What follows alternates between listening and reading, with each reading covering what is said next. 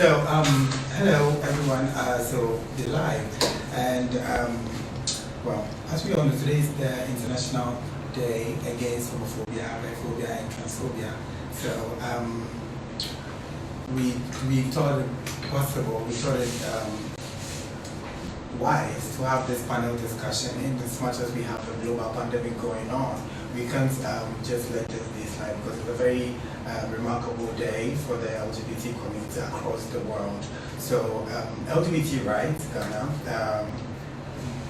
which most of us are part of, decided to have this virtual discussion where we can also have more in-depth discussion on what happens to the LGBT community in Ghana, because we know how Ghana is like, quote unquote, a very homophobic country. I'm pretty sure all of us here have been through once or twice, so we've been through some kind of discrimination. So I wouldn't talk much because it's the intro. I'm going to make my panel, even though you've seen their names on the flyer, I would actually leave the floor for them to introduce themselves. And without any further much ado, I will start from my extreme left. If you could please introduce yourself too. Okay, so my name is Kofi Donkor. I am the director for LGBT plus rights Ghana. My name is Kuukuwa Andam. I work as a human rights lawyer and I'm the co-director of Courageous Sisters Ghana. Okay, my name is Richard Fischere, Kofi. I'm human rights activist and I'm the deputy director for LGBT rights Ghana. Okay, so thank you very much. And my name is Mohammed Abdul-Wadud, and today I'll be your virtual host. So I'm going to give, as part of the other celebrations that the LGBT community celebrates. So International Day Against Homophobia, Biphobia, and Transphobia was created in 2004 to draw the attention of policymakers, opinion leaders, social movements, the public, and the media to the violence and discrimination experienced by the LGBT people internationally. This is one of the reasons, and I believe this is a very important reason, because in our country, Ghana, we constantly have to remind them that the community is valid and this community also exists. So that is one reason why we celebrate Idaho. And then also, today, which is May 17th, is a significant day for the community because it commemorates the day in 1990 that homosexuality was removed from the World Health Organization's list of diseases and mental illness. I can't even believe it was, but it acts as a reminder of the significant progress that has been made towards equality, but also of the work that still needs to be done. So, as I said earlier, there are more reasons to this, but then these, I believe, are the major reasons why Idaho is celebrated, and it's very important to us as members of the community. So, I wouldn't waste much time, and so I'm just going to delve into discussions. I don't know whether I should do like a mini vote to choose who's going to speak first, but I do believe that everybody here will give very much insightful contributions to whatever it is that we're going to talk about. So to set the ball rolling, how do you think that we can cause a change in the current legislation in the country? Because I believe most people in the country somehow they don't know what it says. All they know is, yeah, it's illegal, we have to kill them. It's illegal, we have to beat them, and all of that. So that is my first question. So I think I'll give that to Kuukuwa. Maybe it's fair for Kuukuwa to say something first. Yeah. So what do you think? How do you think we can do that? Wow, I think that there's a lot to be done on in different areas by different groups of people. It's a lot, but I'll just touch on a few areas.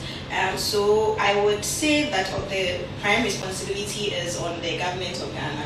So the government of Ghana has signed some international treaties that regard human rights, and they go for review as part of the UN. They go for review from time to time on some of these issues.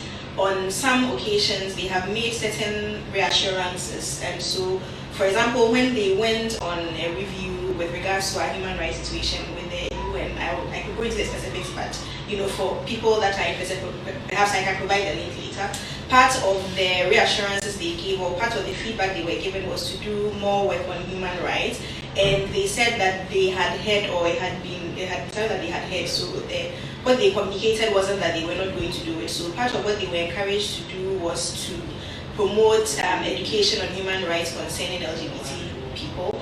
And unfortunately, it's something that our government has failed to do. So it's a lot of work, but if we look at the different issues we've had in society, I was young when Ghanaian feminists were basically sort of like organizing around issues like FGM, around inheritance and all of that, and we saw that eventually there were certain laws that were made. So coming back to your question about legislation, there were certain laws that were made that safeguarded the rights of women in these areas, and it wasn't something that happened just out of the blue. Besides the fact that a lot of very brave women were organizing around it, there were certain moves that people in the government also took, and so this lies very squarely with the government of Ghana. But beyond that, and since the government has failed to work in that area, I would say that the next step then comes for civil society organizations, including those that center around LGBT rights. And so the idea and this is what I'll conclude with, basically when you want a law to be passed, in Ghana, how legislation happens is that eventually it's going to be passed by Parliament. It's a whole lengthy procedure, but I'm mentioning Parliament because Parliament represents the people, and usually because each of the MPs there is representing a constituency, they wouldn't want to go against the wishes of their constituency.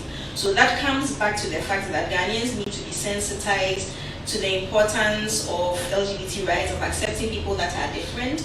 And once that happens, and we've seen with other countries that once that happens, then it becomes easier for a law like that to be passed because it's something that everyone would realize. So these are some people that I think can contribute towards legislation for their rights. Yeah, so at this point, I do, the knowledge of these treaties that exist, I'm pretty sure it just fits solely people in parliament and people in positions of power.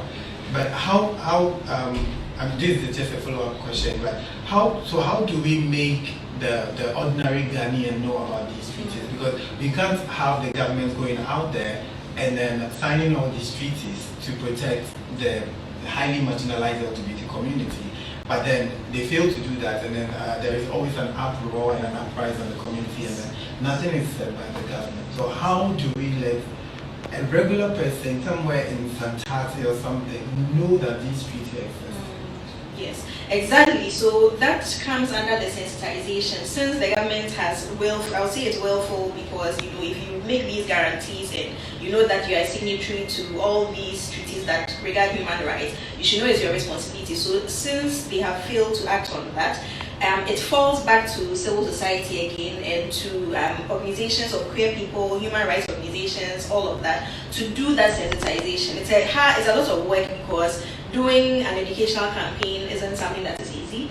But I think also that we have had, this is why I mentioned the women's rights movement and all of that, that if you look within Ghana, even though there are certain issues that women still need to make progress on, there are other issues that made a lot of progress, because I think it was this year that Sudan decriminalized FGM, for example, but this is something that a battle that had already been won in Ghana, even though in the practical sense it was still a struggle. But if you look at the statistics for percentages, if you look at general societal views on some of these issues, you can see there's progress made. And I would say that a lot of the women's activists just did a lot of work in this area, even when the support from government and all of that wasn't forthcoming.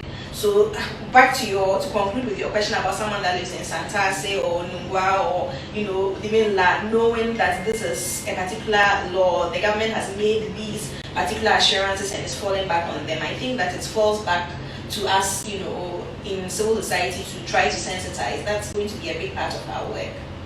So, Alex, I'm going to throw the same question to you because as the director of LGBT rights, the name is out there, like LGBT rights. Yeah, I'm pretty sure you've been to spaces where when you introduce yourself, people are like, oh, well, LGBT rights. But back to the question, how do you think we can change this legislation or this idea of this legislation that Ghanaians have in their minds? Because from where I sit, it's not criminalized to be gay. You can be out there and be gay. So how do we make the Ghanaian society understand that this is what it is?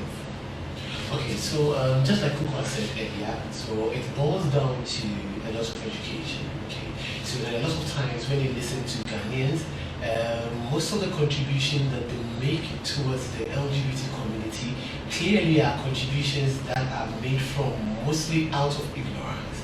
So you realize that a lot of the things that Ghanaians say are things that are like mostly what they heard from a pastor or what a hateful person has said concerning the community. A lot of time they haven't had encounter with the community. So those kind of messages are spewing mostly from a hateful angle.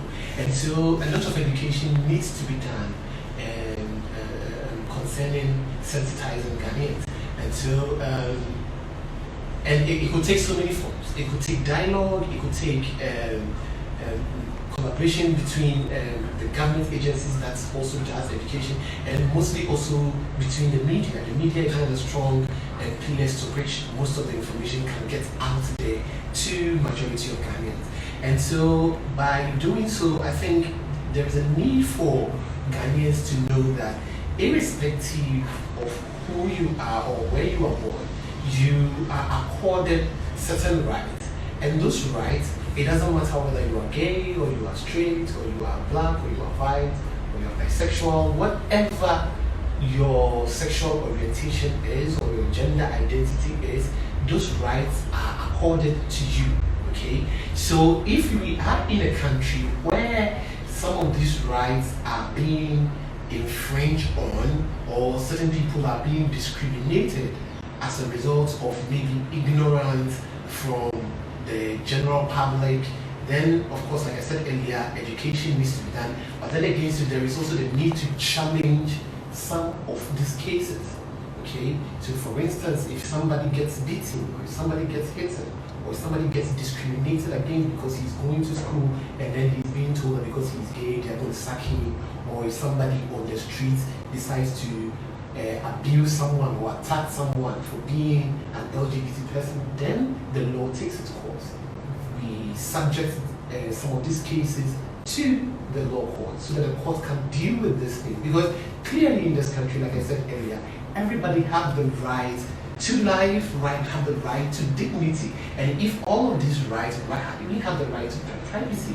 Okay? So if all of these rights are being infringed upon because somebody thinks another person is gay, then we need to challenge some of this law. So Kuukuwa used Parliament. I'm also going to go to the part where we're going to put it towards the judiciary. So we challenge some of this law at the court, and then the court can make rulings on some of these cases, just so Ghanaians will know that, listen, irrespective of your sexuality, irrespective of who you are, you equally have rights just like every other person.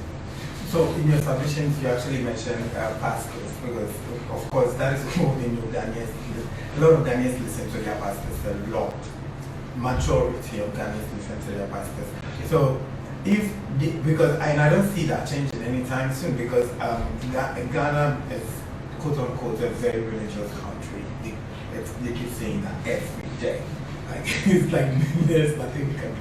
We love our God. So at that point, I know we've had a lot of conversations around LGBT and religion. So how do we do that? Like, how do we? Because if you are going to sensitize the people, and then these people are not going to listen to us, but going to listen to their pastors. So how do we navigate such? Are we? Because the homophobia stems down from someone who listens to somebody. You understand? So it's like from a source. So how do we do that? How do we get to the pastors? Okay, so well, I'm not going to limit it to just pastors. No, let me just say religious, because most of it are just coming from just the Christians, but then also those from even the Islamic society, community, and all also spew certain levels of hate and all of that. So, like I said earlier, it all boils down to education, and if we are going to talk about, and so if it's coming from religious people, I think one of the things religious people say is that religion is about peace, religion is about love, religion is about acceptance, religion is about pushing people to inclusivity and all of that. So if religion is all of these things that they have mentioned, why is it that at some point some people are being discriminated against and being pulled out and say, no, you are not part of what we mean by love and peace and tolerance and all of that? Then clearly religious people are even going against their own religious doctrines and their own religious standards. Okay, so a lot of times I think that the religious people need to know that, and I think a lot of times they are looking at it from maybe their religious books and all of that. Yes, but clearly, and I always say, with the religious books, if you want to love someone, okay, you find all the reasons in those books to love someone, okay? Equally, if you want to hate someone, you can find all the reasons in those books to hate someone. So it always boils down on the individual who is spewing that hate and using religion as the basis to spew that hate. If you are saying that, or if you are doing that, then clearly what you're telling me is that you have decided to be hateful. Okay, so it's always the decisions of these people. And so anytime if I see somebody who's spewing hate or somebody who's throwing hate out there, clearly you've taken a side, and it's the side of taking issues today. Because just like you are, just like I am, like we are all humans. LGBT persons equally goes to church. So if I'm coming to your church and all of that, and then you are spewing hate, and then you are antagonizing me and saying all manner of hateful stuff against me, it is your decision that you've taken to hate. But then we should also remember that hate is also contagious. And so as you keep hating, others will also learn about it, and then they will keep hating. And is that how you want your religion to be portrayed as a hateful group of people? Clearly the answer is no. So it's always boiled down on the religious people to use their conscience, to gender all these things, and choose the right path. Between love and hate, you should choose. Okay. It's not like I'm enjoying your submission. I need a bit more. But it's not also bad if you enjoy it. So it's allowed to enjoy. Exactly. Because I took two things from your initial submissions, and I wanted to for you to break them down. Now then you mentioned the media. I like the religious. Yeah, you mentioned the media. Yes. And now I'm going to take us back not too long ago when Belamundi TV3 had their whole thing. Yes. about gender dysphoria and all of that. So I in some sense I think it's a win for the LGBT community, but then the Ghanaian population didn't take it well. To the point that some of them didn't even realize that it was pre-recorded, and then they went to TV3 premises after the show was aired. So, do you think the media constantly has to put their work or their lives on the line? Yes. So okay. Yeah. So you mentioned okay. So yes, I did mention exactly what I said. I just want to say yes. So in this country, the media plays a major role. As a matter of fact, it is the media that drives conversation in this country. If the media decides that the whole country should talk about this, the country will talk about it. If the media decide that we want to talk about that, everybody will be talking about that. Okay. So what we also find out is that a lot of times the media always choose a particular group of people who have always and constantly demean and hate and attack the community to always make submission on LGBT issues. And so a lot of times you realize that the conversation is one-sided, okay? It is one that is geared towards homophobes and bigots always making a particular comment all the time, okay? But then again too, the media is also one group of people who always want to sell, and sometimes they always want to choose the sensational issues to sell. Exactly. Okay, and so rather than they make a very balanced conversation about this, because don't forget, at the end of the day, it is individuals' life we are talking about here. A lot of people's life are in danger. People are being beaten. People are being discriminated against on a daily basis.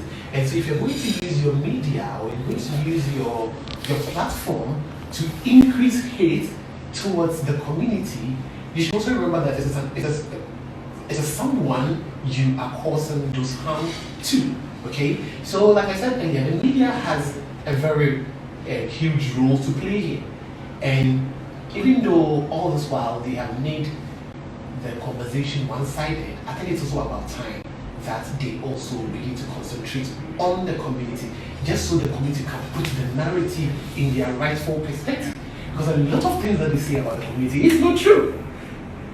A lot of things, and somebody pampers this, and you're going to go to hell, and you are condemned, and you're a demon. Where's it coming from? You see, I always say the LGBT persons is the everyday people we see on the streets every day. The everyday people you are dealing with on a daily basis. And so if you are somewhere for discrimination and violence and prejudice sake, people don't show their sexuality, and that you still continue to spew the hate, then you should also remember that these are the people you love, the everyday people, your close friend, your family member, all these people, the lawyer, the doctors, these are the people you are discriminating against. Okay? And it's not just the media alone. There is also the political figures who also make very homophobic comments. Okay? So now I'm going to leave it at the media part and say that the media has a major role to play in shaping the narrative of the LGBT community. All this while it's been very negative, I think it's also about time that they give the community the chance to shape the narrative and put things into their rightful perspective. Okay, so I'm going to shift a little from the main legislation because at this point we are still, because of how the whole homophobia, biphobia, and transphobia is happening, we have to adapt to a system whereby we have to constantly be safe ourselves and know what to do, what not to do. So I'm going to ask you, Fischere, how do you think the LGBT community can create a safety space for themselves at this point when it's like the whole country is against the community? So how do you do that? Okay. First of all, I would take it from the societal perspective. If you look at anytime, sometimes we realize that the advocates, we have to at a point start doing advocacy, and then people from the community take up the responsibility of telling their own stories, so that the general public will know that these are exactly the things the LGBT people are going through.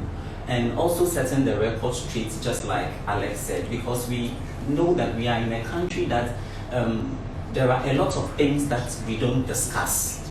And one of the things our community in general, that like the general community, not the LGBT community, the general community don't discuss the sex and gender. So it makes it difficult for everybody to have a clear understanding or knowledge about an individual gender and sex issues. So people tend to be confused on these issues. So when someone sees somebody looking like feminine, a guy looking feminine, they tend to associate it with sex and gender. They don't know. Sometimes somebody will ask, is this person a girl or a lady? And then somebody will say, oh, he's gay. You know, those two things you put together doesn't make sense, because there is a situation with gender. If you are talking about someone's gender, you can talk about it. If you are talking about someone's sexuality, you can talk about it. But mixing it, when you realize that the community is mixing it, then it means clearly the community do not have understanding about how these things work. So first of all, we the LGBT people have to set out the record straight and talk about these things. we can use the tools, some of the tools Alex mentioned earlier as the social media, because first of all, if you want to cause a change in a society, you have to look at the different angles at which the society assimilates information, and also when they get the information, what they do with the information.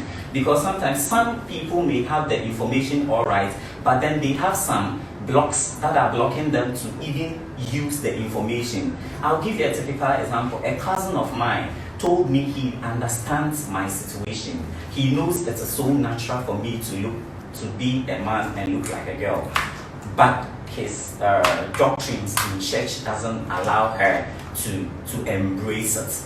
So in as much as she understands it, she can't embrace me. You see, so people may have the information, but they can't work with the information because there are blocks. So we have to not only educating the people, but then after the education, we have to make sure that those blocks are removed.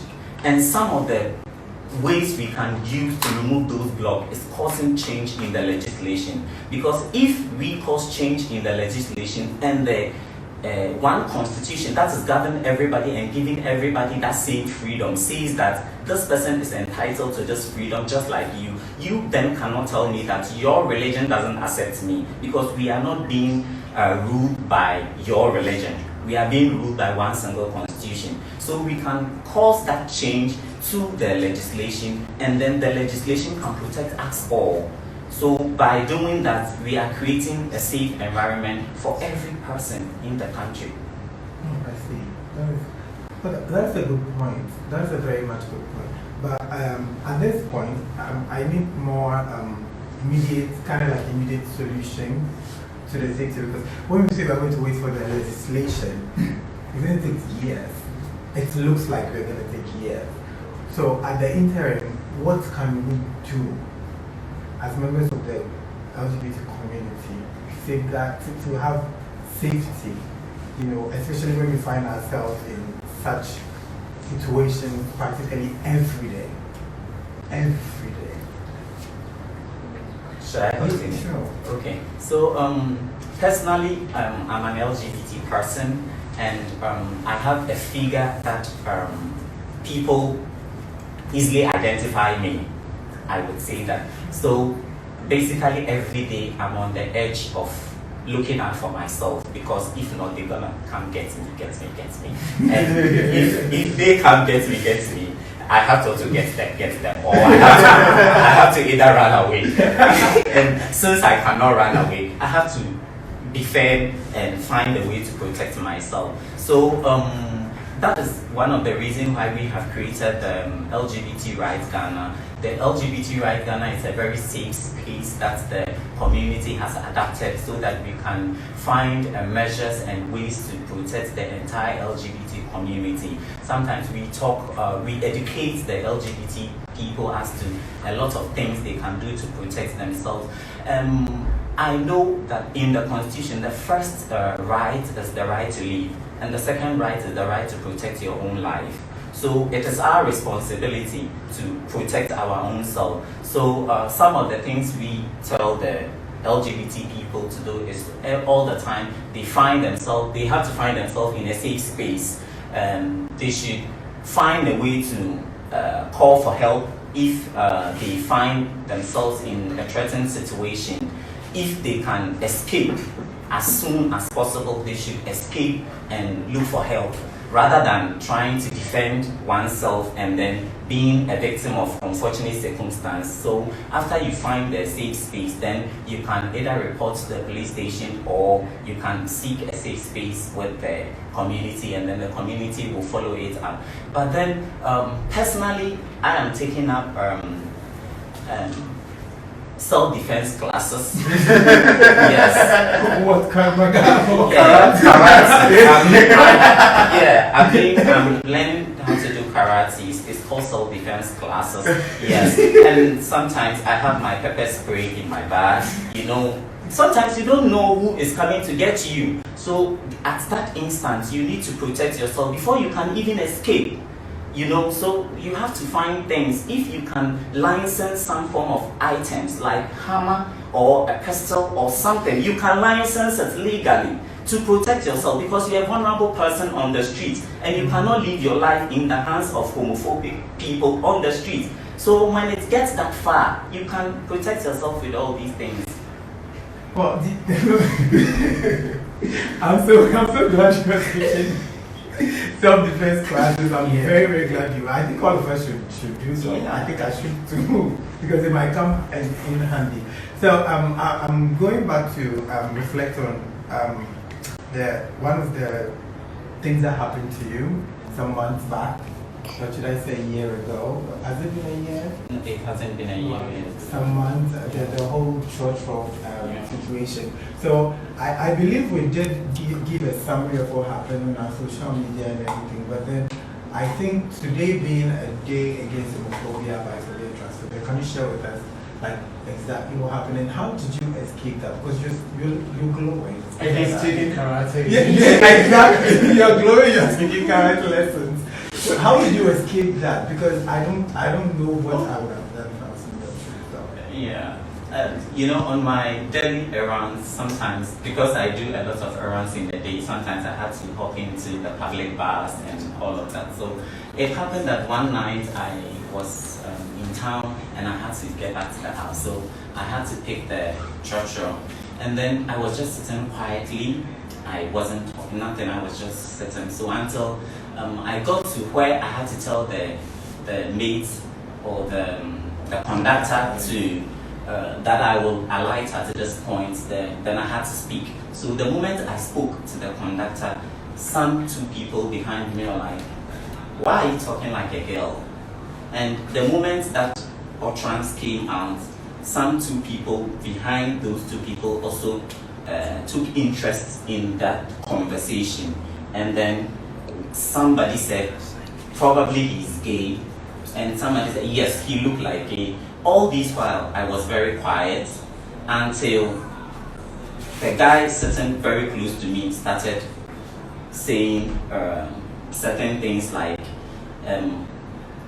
probably they have gone to sleep with him and all of that. So I got up and I looked at him, and one woman behind me said, she was showing an empathy that if the person is gay, is he doing any gay activities in this bus? So clearly you people should stop that conversation. So the moment I spoke, one guy behind me is like, if I do not shut the fuck up, if I do not shut up, he's gonna beat me. And then, so I got up and I turned myself and I'm like, you're gonna beat me for what reason? Oh, the moment I could speak, a blow has landed on top of my eye, just bang. And with the first blow, it broke and then I started bleeding. And the moment I started bleeding, the bus stopped. They pulled me out of the bus and it was at a bus stop, and the people there, the taxi drivers and the things, so the people told me, oh, he's gay. And they were like, and I'm like, you guys should beat him, You know, even those people outside, the moment the people in the car told them that he is gay, they were like, he should be beaten. With the fact that with the fact that I'm already bleeding with the blood because someone has hit me, they were still insisting that I should be beaten more.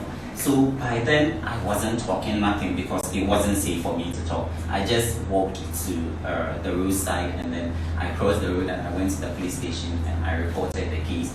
And what Ghana police told me was I should go and show them the person who did that before they can make arrests. And where are you going to find the person? So I took the form, I went to the hospital, the doctor wrote all the report, I brought it back, and the police said, can I show him where the person is? And I said, the person was in a truck, how will I show him where the person is? And he said, then he can't do anything about it. And I said, okay, well, since it's properly documented, I have no option than to leave. So I left the police station and I came back home with nothing being that the person just went free. Oh, you're strong. You're very strong. You should continue taking your class. Yeah. We really hope it won't happen again, but the next time it does happen, we really hope you can put your self-defense classes into if effectiveness. Yes, very much so.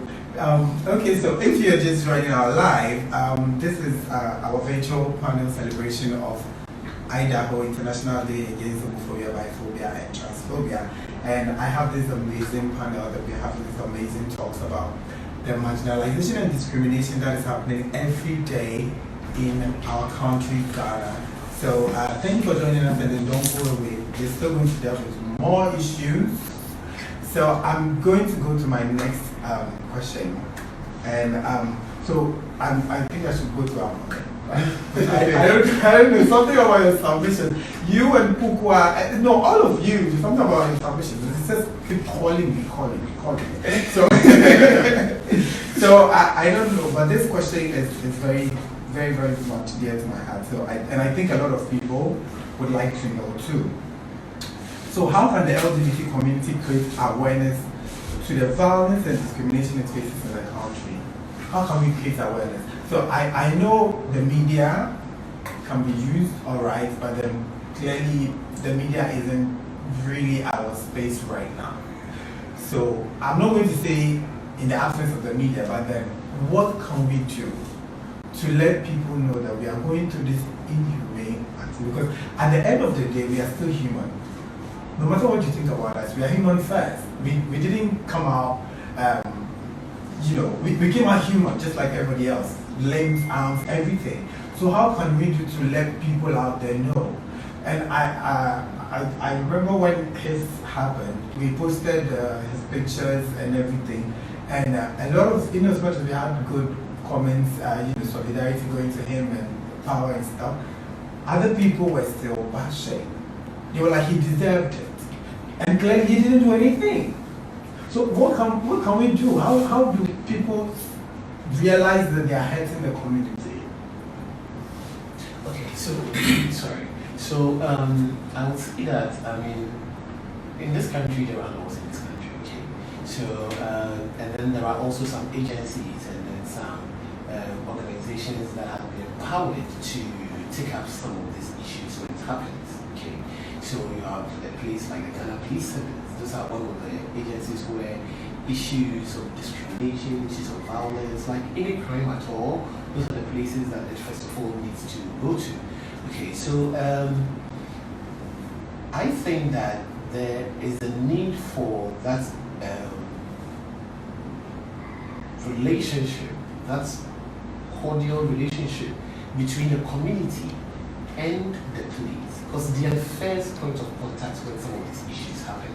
Okay, once they in a way discriminate or refuse any form of services to us, then clearly we are in trouble. Okay, so in as much as there is still a certain level of discrimination even from the police services and all, we still need to work with them, because they are the people that the government has given the power or has given them the authority to take up some of these cases. So first of all, the police service is really, really, really important for us to align with them in dealing with issues of abuse and issues of discriminations and violence and all. Another has to do with, and I think I mentioned this earlier, but I'm still going to say it, also has to do with the court system. We need to prosecute some of the cases that LGBT persons face. We need to go all out to the court, just so it can serve as a warning to any person who would want to harm the community. Because there are laws in this country, and you can't go against the law and then put the laws into your hands and then begin to violate another person because your belief says this, or maybe you've heard something from someone. No. We are all in the, if you're going to go according to that, then probably because we might even live in a very, like jungle kind of republic or something. No. There are clear laws in this country. Even when somebody has committed a crime, the law says that let the police take up the issue. You don't put the laws into your hands. So clearly, we need to work closely with the police in getting some of these cases prosecuted and all. And then also let me mention, of course, it's very alarming and it's very, very, very, very sad. The level and the rate at which people are abused in this country. Okay, So, like Fischere's own, for instance, was a clear cut, was a clear discriminatory, or not an abuse case, a clear cut one, of which the perpetrators did it with impunity because our women did it without the law harming them. So, such situation like this actually encourages people, those who are in the bars, have in a way have had that notion that, oh, I can harm an LGBT person and get away with it, which isn't right. Okay, that is also because even those in the sad part is for those in the bars not to have even realized that you are being abused, and then they even added on, yes, encouraging this to go on. Okay, that is sad. It's completely sad, and then it's not just his own alone. There are so many other cases to which this has happened. Okay, but unfortunately, a lot of times these cases hasn't been able to go through the process to even the place of court. That is also because sometimes even the victims themselves are able to take up the case because once their family even gets to know about it, they are going to discriminate against them, or it's not going to want to take up the issues with them. Those who also want to take up these issues, a lot of times there is also a certain level of constraint, like financial constraints is there, like we are able to take up case because there's no money to go to court. Because even making an arrest, the police, you have to actually pay for the fuel of the police officer just so you can go and arrest the person. And if that individual doesn't have the money, then clearly whoever committed that crime against the person is going to get away with it. You know, so there are so many bottlenecks, and so those are the bottlenecks we need to start looking at ways to mobilize resources, just so in case somebody gets beaten or somebody gets violated in any way or any form, those resources can go to support the person just so we can get the justice that we deserve, and then it can also serve as a deterrent to other Ghanaians. Once these cases are won, it will serve as a warning, and then the level to which abuses are being perpetrated like in the community will go down. Okay, great. So, with Kuukuwa, he mentioned police, and I believe the police is part of the judiciary. No, police on your security service somehow. Okay, yeah, part of the executive. But then, do you think we can hold the police accountable? And if we can, how do we do that? Sure. So to explain, I would have to explain how the police works, or how prosecution works in Ghana. So you mentioned the executive. Basically, there are three arms of government: executive, legislature, and then judiciary. Yes. So the executive is where the police comes in, because they are the ones. The executive implements the laws that we have. So the procedure in Ghana for prosecution, or what I try to make people understand when I speak to them from my years of practicing as someone that was defending people that have been accused of offenses, is that in Ghana we form part of a group of countries that use a system called the common law system. So in these countries, or in most of these countries, when you commit an offense, it's seen that you've done something against the state. It's not even necessarily seen that you've done something. So, for example, if Alex offended me in any way, it's not necessarily even seen that it's my wrong to correct. It's the state's wrong to correct. That's where some of the challenges come in, because in Ghana, for example, because of that situation, it's only the states that can prosecute. So in instances like the example that Fischere shared or whatever about his experience, you can't force the police to prosecute, and in Ghana it's the police that works with the Attorney General's office to prosecute offences. So you cannot force them. You can get a lawyer that will we call it watching brief, so they will sit in court to see if everything is being done well. Even not, they can confront the police or the Attorney General's office, but they can't go to court and say they are prosecuted. So that's part of the challenge, but with every challenge also presents an opportunity. So back to your question that was about how do you take steps to get this to hold them accountable. So in this situation, I would say several things can be done. I mean, not specific to this situation, because as you shared, the individual that had committed the offense was not even someone that you knew, and the police were refusing to do investigation. That's the other challenge that we have in Ghana. Our police are really under-resourced. And so for a lot of the cases that I've worked on where someone has been attacked in any way, they find it difficult for the investigation even to be done, because they will ask you, the person that was the victim of the crime, to provide money for transportation to go and conduct investigation, to come to court. There are instances where I have been some cases relating to assaults that have been in court where the victim had to provide funding that would be used to bring the person that assaulted them to court. So you can see that it's a general problem that cuts across, and when you add LGBT issues to it with our prevailing attitudes, and the police are part of society, then it becomes even worse because there's a lack of will to even prosecute. So again, to come back to what can be done so that we can see through prosecution in these cases, it's the support from organizations like LGBT Rights Ghana and other organizations that center around queer rights to provide funding. Like I said, part of the issue is giving resources for the police. So sometimes if they could be funded to, or if they could get a means of transportation to maybe, go to a certain place to do investigations, they would. So sometimes that even becomes something that could make the difference between a case being taken up or not. But it's also another reason why we need more legal brains with this movement. And so we need to also, you mentioned acquainting ourselves with the police and getting allies. It's very important to have allies that are also lawyers, because perhaps when you go to the police station as someone that has been a victim of an offense, you may not get the same reaction as someone who is a lawyer if your lawyer goes on your behalf, because of the fact that this is part of the work that we do. So we might know certain things that we could say that would encourage the police to prosecute, or certain steps that would be taken. As he was talking, I was thinking, for example, about the fact that one of at the time when I heard about this, there was a lot that was going on also and on my behalf, so I wasn't able to prove further. But one of the things that I would have found out, for example, is to see whether the vehicle that he sat in, if he had taken it from maybe a station or something, it might actually help with tracing. So there have been times, even I'll conclude with this story, for example, that last week or so, there was an instance where the area that I lived, there was a gentleman that was coming there with a child to say that the child needed money and everything.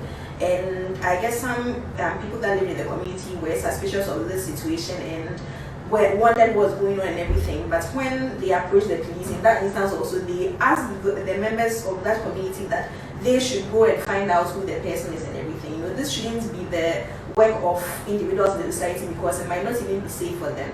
But in that instance, one of the ways that I helped bridge the situation was to encourage finding out from the person that was talking. So actually working up to the person that was talking and trying to find out some details, and it made it a little bit better. So those were, if a case like this came on my desk and I was handling it, these are some of the questions I would ask. That is it possible that we could find out from the station? Is it just, unfortunately, in this country and in places where the police are under-resourced, you may have to do some of the work, which is very unfair. It definitely shouldn't have fallen to Fischere to be the one to have to go and find out the person that attacked him. That's the job of the police, but this is Ghana. So these are some steps that I think can help to push prosecution in such issues. Okay, thank you very much. Now I'm going to talk about. I want us to talk about some of the organizations or some of the institutions that have sprung up against the LGBT community. Something like the name of the institution. I don't keep homophobic institutions in my mind. Me and them, we don't. But then the WCF conference, I think? Yeah. It's WCF, right? Yeah, WCF. So I wasn't there personally, I tried to be, but then I felt like when I go there, it will be emotionally draining for me. Because it's a room full of bigots and homophobes and all of that. But then you were there. I was there. I was there. So, can you please enlighten me? Kuukuwa was there too. Oh, and then I think Rita was there too. Because I saw her writer. And I read it and I was like, thank my brains for not going. Yeah. Because I don't think I would be able to assimilate all exactly. That. Because the writer that I read was wild. And then coming from people in positions of power, like Okudjeto Blakwa, I think there was a Minister of Gender to that. No, she wasn't there, but she's also made some homophobia. Yes, okay, that is the whole thing. But there were some, government officials. Yeah, government officials and then people that are supposed to protect the people who were there. So Alex, how were you able to deal with that? What did it? How wild was it? I don't wildness. Yes. I want our viewers to live that moment, to see what has been happening and talk against the LGBT community. Okay, so first of all, that's how the whole thing started. So I mean, on our Twitter page, the LGBT Rights on our Twitter page, somebody tagged us that WCF is coming together. And then you're like, WCF, what is WCF? You know who WCF is? Because already we're in a country where homophobia and all of that, like, it's really like cooked us up to a point where we feel like, we are already like cooked and we are like ready to be set. So now we hear of WCF also coming together, and we're like, okay, so we tried to do a little bit of research and find out who WCF is. And so, interestingly, the research actually led us to realize that so WCF is the World Congress of Family. They are this extreme American evangelical group, okay, that have always pushed against human rights on every level, okay. So they were doing their regional conference, and then they chose Ghana as the place to do this conference. Okay, so a little bit of research around this group. Okay, the WCF group is actually a group that are linked to KKK. You see those yes, those farm groups that actually beat and lynch black people.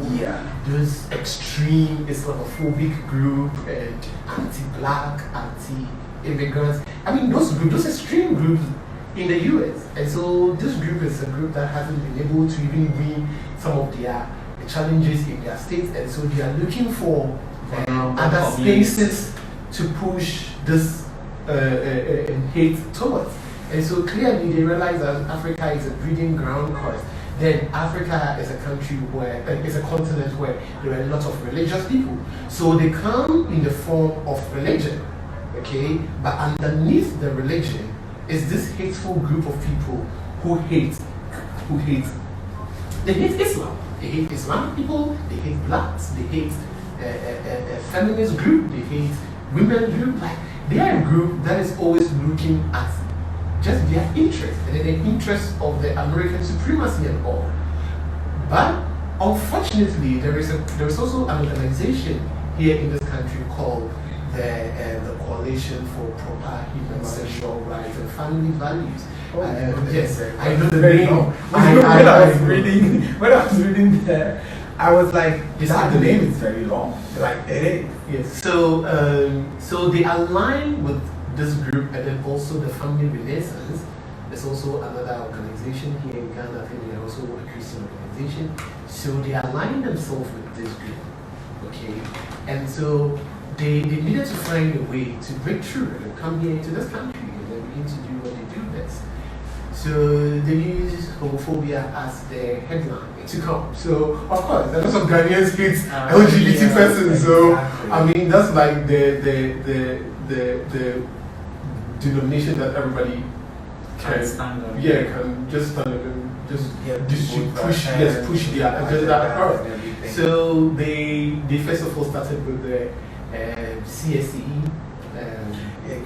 comprehensive sexuality education. They started with that, and then they realized that when that CSE conversation was going on, then they started also pushing the idea of, we are even having a conference at this place, so please come. So they ruled on it. Yes, and then they used that to come here into the country, and so they came, and then they first of all did this national dialogue. Okay, so they said they are doing a national dialogue, and a national dialogue of which the whole idea was just to push hate and homophobia towards to the people who came. It was just one side, and it was all these bigots sitting there and throwing all manner of hate. Okay, after the national dialogue, they went further to continue with the conference.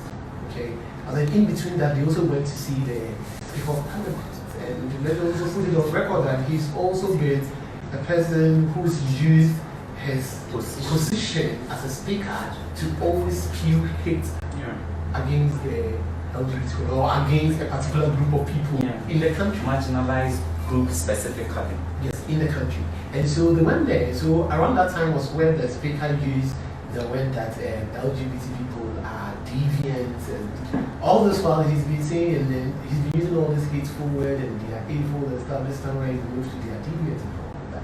Okay. So from there they also went into the conference of which they were even encouraging rape and encouraging women oppression and yes, it was encouraging rape. Yes, I mean the woman was like, and even if a girl wears a short skirt and she gets raped and then you guys are complaining. What do you mean? What do you mean by yes? So this her name is Teresa Okafor or something like that. I think I remember her name right, but at that point it was even like too much. Like, what do you mean? So this Teresa Okafor, who happens to be a Nigerian, was like, oh, and then if girls wear short skirts and then they get raped and then you guys are complaining. What do you mean by if girls wear short skirts and they get raped? What has short skirts got to do with a girl being raped? You see? And not just that, encouraging women should be at home, respect their, like, all this terrible setbacks to society of which is being pushed against all this while is what this woman sat there and encouraged. It wasn't just her. All the speakers who were there made all these comments. End of comments. Nobody was there to challenge them, and then they got away with it. Wow. And you were able to say. Well, I needed to know what is going on, and then how we can also strategize. Because you can't just sit there and say, let them be there. I mean, to be able to counteract some of these things, you also actually have to be there to actually experience it firsthand, just so you can know the way forward. Exactly. Okay, Kuukuwa was also there. So exactly. That's what I was going to ask. So please, what was your takeaway from the experience? Well, for myself personally, like as you mentioned, it could be considered as a place that's not a safe space for LGBTs because there was all this homophobia, and even for women, because as you mentioned, people were there that were rape apologists and trying to bring about this idea that we are supposed to have a home structure with one man, one woman, the woman submits, children submit, with that sort of very sexist sort of idea.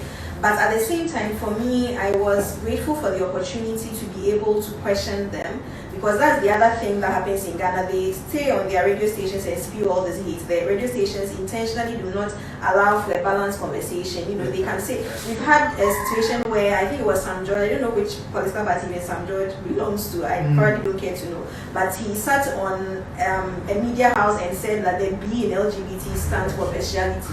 And no one corrected him. Like there's so much ridiculousness that happens in the media space in Ghana when it comes to LGBT, right? There's so much ignorance. That I was very grateful for this opportunity to first of all confront them. So for me, my perspective also as someone that conducts research was to go there and find out the extent to which the sort of assertions they always make, you know, the proof they have or anything like that, and there was none.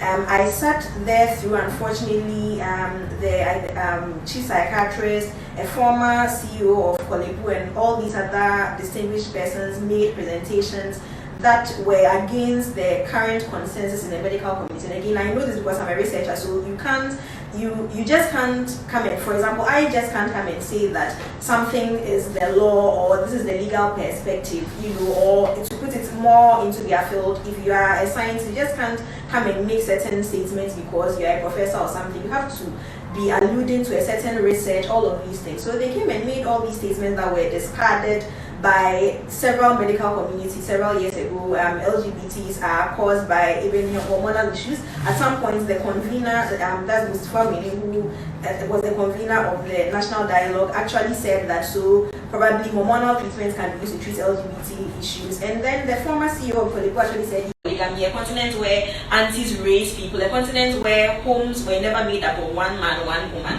But to go deeper into my research looks within Ghana specifically. So on the African continent, there are so many examples.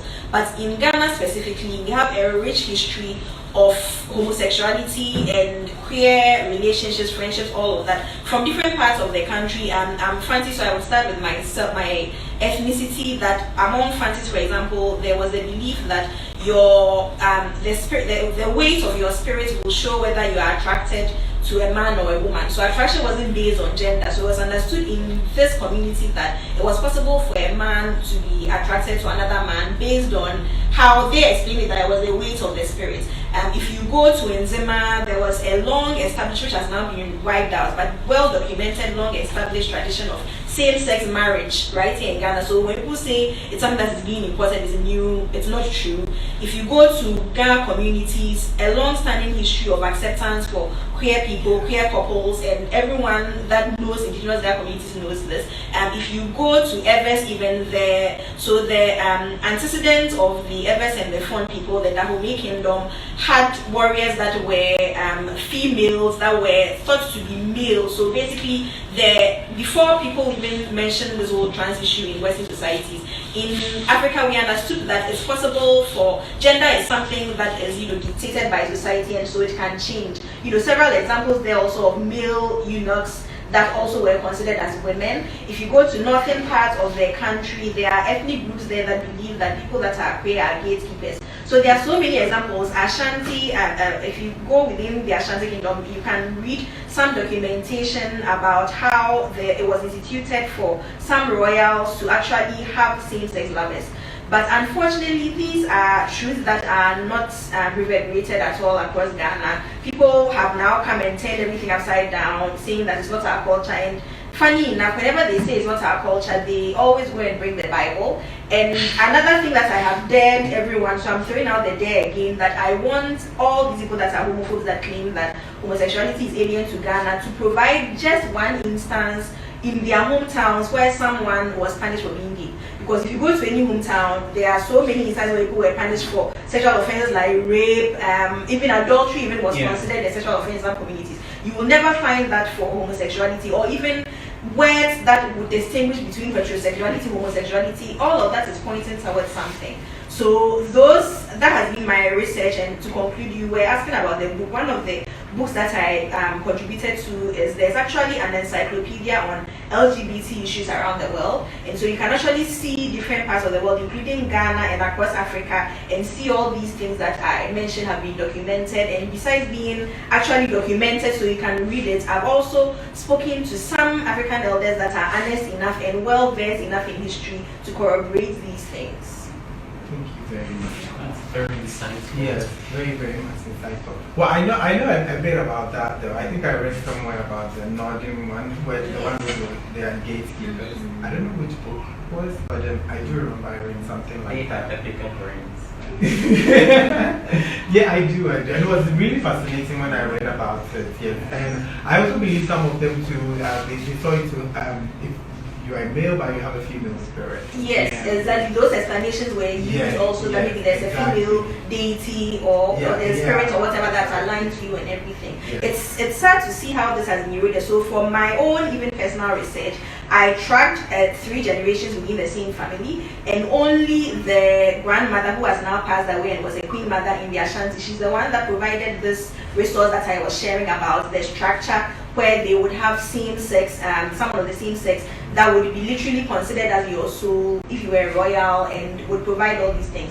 The person that was my generation had no idea. Even the mother had no idea. So when we have some people like Moses and other people coming out to say that they know Ghanaian culture, I mean, the only knowledge that they have of Ghanaian culture is like the 40s, which was like this person's mother. Yeah. And so you don't know what happened before that, which was what the grandmother actually knew and was the person that actually explained this. So if I hadn't spoken to the grandmother and I had spoken to just the mother or my age mates, who are all aristocrats within the society, they would have said that we never had anything like that. And that's how a lot of the knowledge for some of these cultures has been eroded. Thank you very much.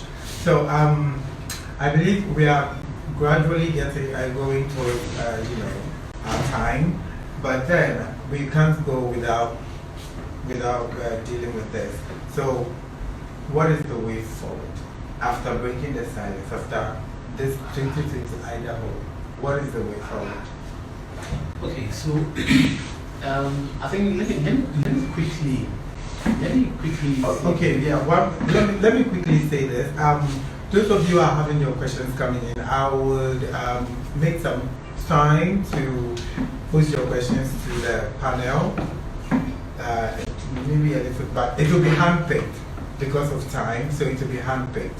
So let us take this, then we go to the questions. Yes. So, what is the way forward?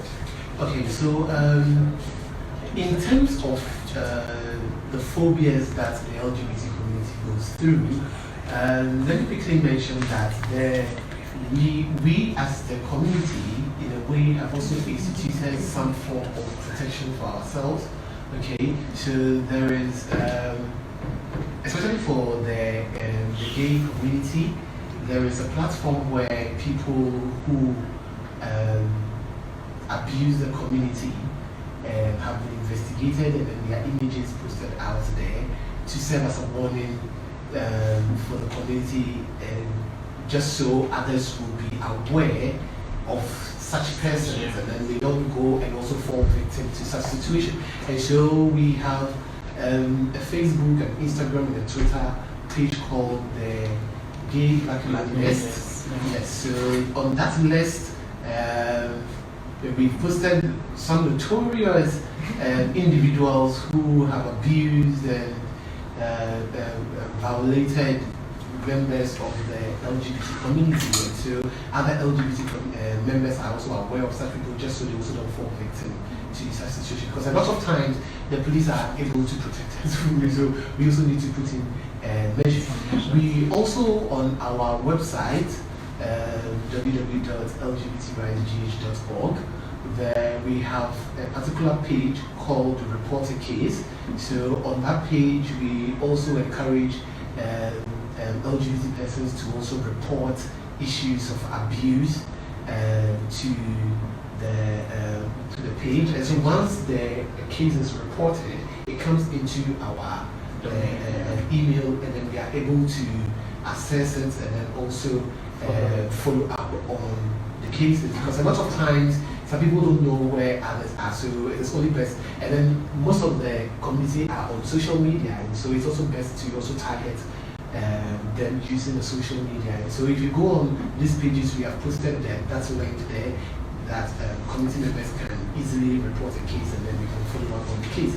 Apart from that too, there are organizations like Solace Initiative. There is also African Equality Center. Yes, they also have such reporting systems on their portal, and so you can as well just go there and also report on those pages, and then they will also receive the message and then follow up on the cases. So that is one way forward to which we are dealing with issues of abuses that community members do face. I don't know if I have to mention our fund now, or we have to go back and come. I think so the way forward. Yes. The way forward. Exactly. I think boldness. So I would want to see a lot of boldness from the community here in Ghana. A lot of the communities that are around Africa and are dealing with similar circumstances, you can see that there's a lot of boldness, and sometimes, unfortunately, for those that have had to deal with a lot of adversity, that forces them to be even bold, because it's like you stay in your shell, and then by the time that you realize, they are rallying to create laws that make you even illegal, and it's only at that point that you are forced to come out. But I wouldn't want us to get to that point. Now, I want us to recognize that, as a community, like I said, there's absolutely no law that makes us illegal in any way. People's perceptions are their perceptions, so the way forward is for us to become really bold, for us to speak out, for those of us that can come out to do so, so that families, once your family, my family, for example, if any member of my family hears that they are killing people and they go and support that, that means that they are killing me, and so that's a stance they can never take. So that's part of the importance of the reason why coming out is also important. So to build allyship, just to do a lot more and refuse to be made to cow down, just because of people's opinions. Okay, so I think that going forward, those of us who have taken up the responsibility of advocating and activism and all of that, we should now empower ourselves very much, that we should go all out there in terms of educating the community throughout the various mediums at which we can. Sometimes when I look at the Ghana media space, for you to get information down to the local people, because someone was I was having a discussion with someone. The person said, if you come to the urban areas, homophobia is not even as much as in the local, like the rural areas. When you go to the rural areas, homophobia is very high. It's very, someone told me this, and the reason was in the urban areas, some people have come to learn certain things and they now have to deal with it. But in the urban areas, it is new to them and they don't know how to deal with it. So they still hold on to the old way of processing information and dealing with issues. So when we are trying to capture or educate the general public on all aspects, we could also look at the social media and look at it, which way we can descend the information that down very low, not looking at only the elites or the educated people who can read and write, that have access to Facebook or Instagram or Twitter and all of that. But then how do we tell the narrative in a local story that a mother and the children in the village can sit there and watch and know that this is the real story? We need to beef up our game so that we can get to the people and change all these narratives. If we change the narrative on a certain aspect of the society and we leave the other society, just as we know that hate is infectious, it's gonna, we are not doing anything virtually. So we have to make sure that we are working on all angles to get these people educated on the kind of narrative we want them to know about the LGBT community. And also to quickly add on, I think there is also the need for a strong LGBT-led organization. Because in all of this, if there are no strong organizations that are able to put things together, then there is going to be a bit of issue. Because then when one falls into an issue or something, there is nowhere the person can rely on or go for support and all of that. So a very strong LGBT organizations are very much needed as far as the way forward is concerned. Organizations that are looking at the interest of the community and looking ahead and pushing, being accepting and pushing for the change that we all want to see in and also just a quick one, with what Alex said, I think before the institution of LGBT right Ghana, there was already LGBT organizations that were already in the system, but we felt that we couldn't align ourselves with them because we felt that they were slow to the rate at which the narrative and the rate at which things were going in terms of protecting the community or putting out the community narrative. So what I would like to see going forward is that there should be a strong collaboration between all the organizations that have taken up the responsibility of protecting the LGBT rights, which is basically a human right. So when all these forces come together and we are fighting a common cause from our various administration perspective, I think that we would have a stronger voice, and then we can make a bigger impact than everybody doing their individual thing. So it falls on us, the LGBT rights community, who are saying this, to go out to these people and tell them that this is what we want to do and we want you people on board. Without you guys, we cannot do it. Thank you very much. So at this point, I'm going to give props to all the other organizations that have been working for the LGBT community, towards the betterment. ADI, People Alliance Foundation, Solid Initiative, of course LGBT rights, and of course there are a lot. Courageous Sisters. There are a lot. Sisters of the Heart and Ignore. Posh. Priorities of rights and sexual health. Yeah. Yes, props to all of them for doing such a great job.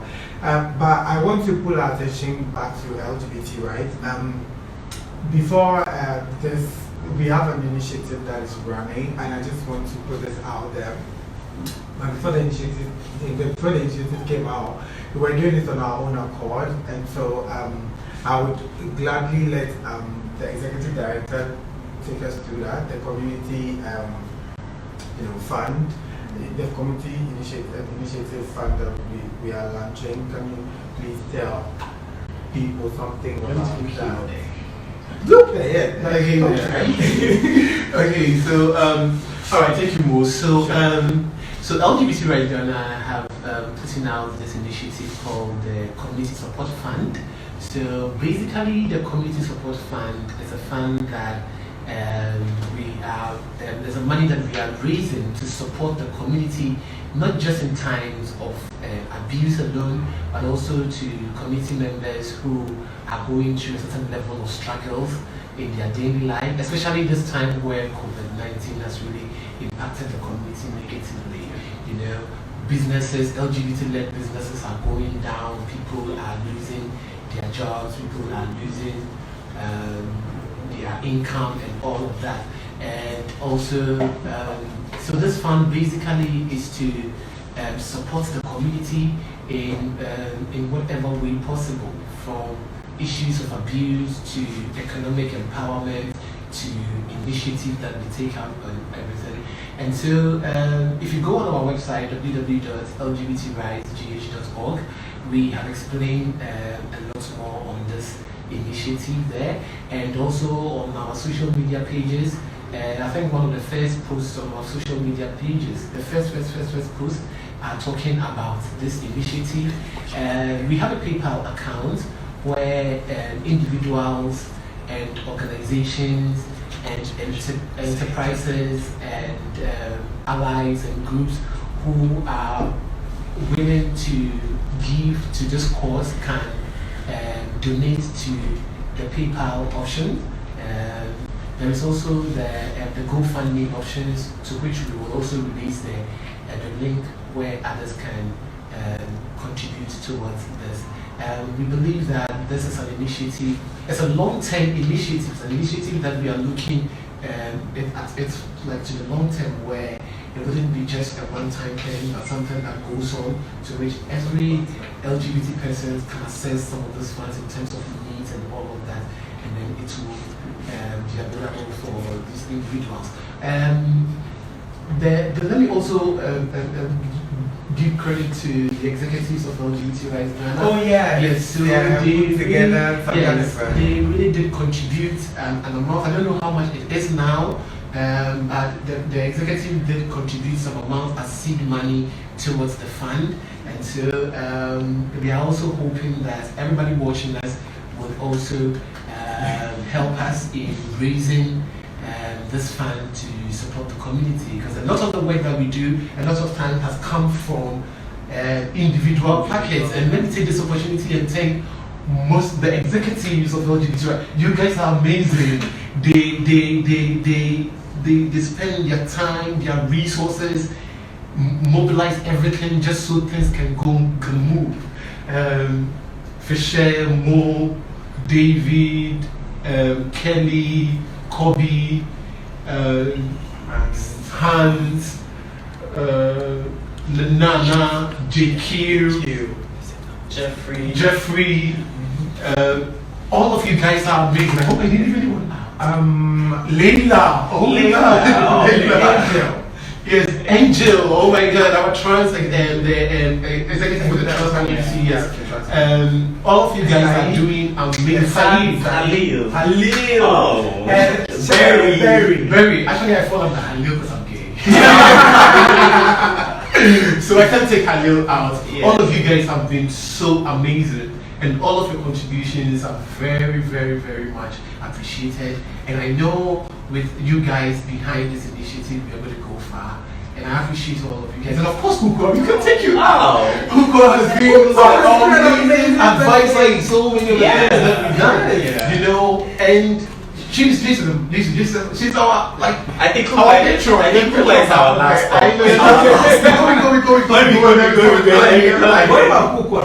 I know, right? And Kuukuwa, we always mention your name. You mention your name and everything. So, and she's always there for us. And we are very, very much grateful for that. And to all the organizations that let me not forget now, because whatever I am now is because of Kaka, and he is an amazing person. Thanks to Posh for giving us their space every time they put us together. Like when we convey, do all as executives, as We don't need to even write a letter. Exactly. I know, right? Sometimes imagine it, you're like, I'm crying.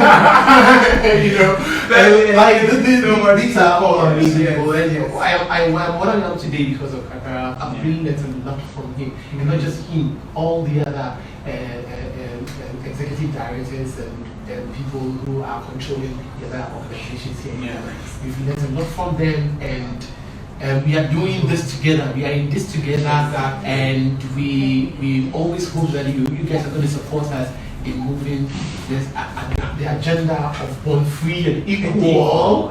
You know, yes. So our overall aim is to have a society where the rights of every person is respected and also protected. So all of you guys have been very amazing, and of course to our allies. I just can't say anything and then leave Humanist Association out. Humanist Association of Ghana, these guys have been amazing. They are our bedrock. Yeah, I know they're a backbone. We go, and then just form, and then they're like, okay, you guys, you are like our last defense. You guys better go and defend.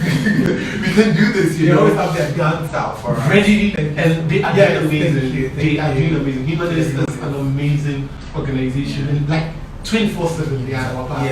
Rosalie, Fifi, Malik, Fifi. Yeah. Oh, Fifi is amazing. I go on Fifi's page and sometimes the things he throws out, I'm like, yes. Oh, Rosalie is amazing. Oh my God. The woman really supported us all this while. So even those we didn't mention, we haven't mentioned your names yet. You guys are all part of this. And we are doing this with you, and we hope that you support this initiative, and that you guys will share it to any person or every person who haven't heard of this initiative. Please share it to them and let them know about the Community Support Fund. Even if you can't do it, please share it to someone who can do it. To the Ghanaian community in diaspora, you guys have to contribute your quota. We are changing the narrative. We are right here. You guys are there. The little you can do is actually to support us financially in doing this. So please, we are counting on you. Add your quota to this, and let's get this initiative moving forward. Because I believe all of these guys are poised and ready, but sometimes we are financially restricted from doing so many of the amazing ideas we have proposed. Yes, so this can only happen with a lot of financial resources in doing this. So yes, thank you very much. So thank you, Ahmad, for the introduction to this initiative. And before I continue to thank our sponsors for today, which we had like amazing sponsors, so thank you so much. I'll come to that. I'll mention names. But before I do that, I want to read this contribution from Craziness Artist, who has been also an amazing person. Yes, she's amazing. I've seen her work on Instagram. I've seen her going all out with her art and everything. Props to her. I love her. Yes, to our community. I know we've not met, but I love you. And every time I come to Kumasi, I'm coming to your studio. So, yeah, and then she said, our problem in Ghana is colonial residues that have been embraced as Ghanaian culture or African culture. There are differences between indigeneity and culture, which I think most Ghanaians are confused, which I believe is very valid. Yeah. It's very valid. So when people say it is not our culture, do you even know what a culture is? Yeah. That's the question. Exactly. And like for anything at all, there is this basic culture is even dynamic. Exactly. Culture is dynamic. Exactly. And then you don't even know what the identity of a Ghanaian is, but then you quick and then just go up in there and say it's not our culture. I'm not going to slander this, but this has been like within me for a long time. From the Muslim group that said the thing about CD3 on their letter, they wrote the whole thing. They have every right to do that. But then when they mentioned culture, I was like, hold it there. Your letterhead has Arabic there. Yes. And Arabic language is not Ghanaian culture. Yeah. It's from the Middle East. Thank you. So no, you don't have every right to say LGBT people are not part of Ghanaian culture because Arabic there is not a Ghanaian culture. Thank you. The entire religion is an adapted culture. Thank you. Yeah, they are not there. They all came from somewhere. Exactly. So please, let us. Today is the day against homophobia, but let's do better. Okay, we are all humans. Let's treat each other as such. So I'm not going to forget our sponsors. Thank you so much to first of all, I'll say thank you to Alex for putting all these things together. No, you guys also yes. Because I remember we're just there on our platform, be like, you know what? We can't just let IDAHOT pass because of coronavirus. Like it can't put us down. Let's do something for the people. Let's show solidarity to this day because it's a day that we want. So thank you very much for bringing up this initiative. And then thank you so much also to Ambassador Kofi. Yeah. And you've been amazing. Thank you for being the liaison to the Danish people who put together this quota to sponsor this our small panel today. So thank you to the Danish people. We love you so much. So and then thank you for seeing the good in this fight. And then we hope for you to continue to support us, and then we'll also try to support you in every capacity that we can. Thank you so much to the Danish people. Thank you so much to the Ambassador Toby too. And then thank you to Solace Initiative. Yeah. For your space. During these corona times, a lot of spaces that our allies we know certain places and they were like, no. And then we do understand that, your reason, the situation, we do understand them. Thank you very much for supporting us and keep supporting us. But the Solace Initiative, thank you so much for giving us your space. And then we hope to also reciprocate this gesture in favor to Solace Initiative. And then to everybody who tuned in, thank you for joining us in this discussion. And then I'm sorry if I couldn't read out your contribution because we are short of time.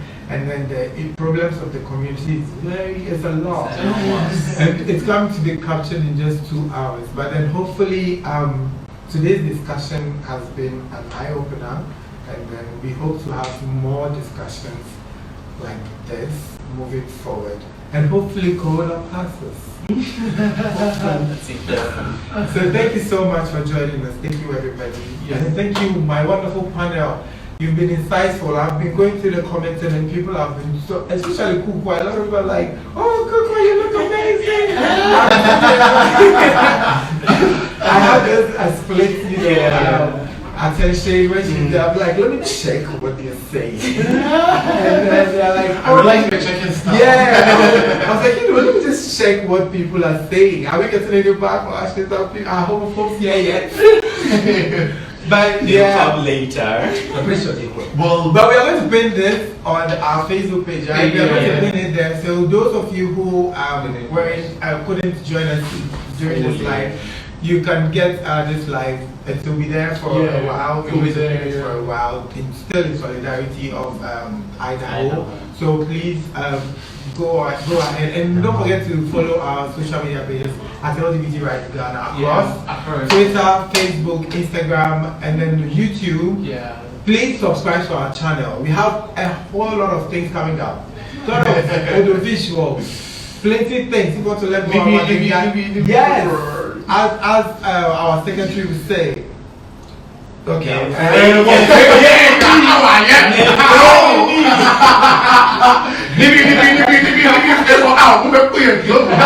And also, as our executive director would say, I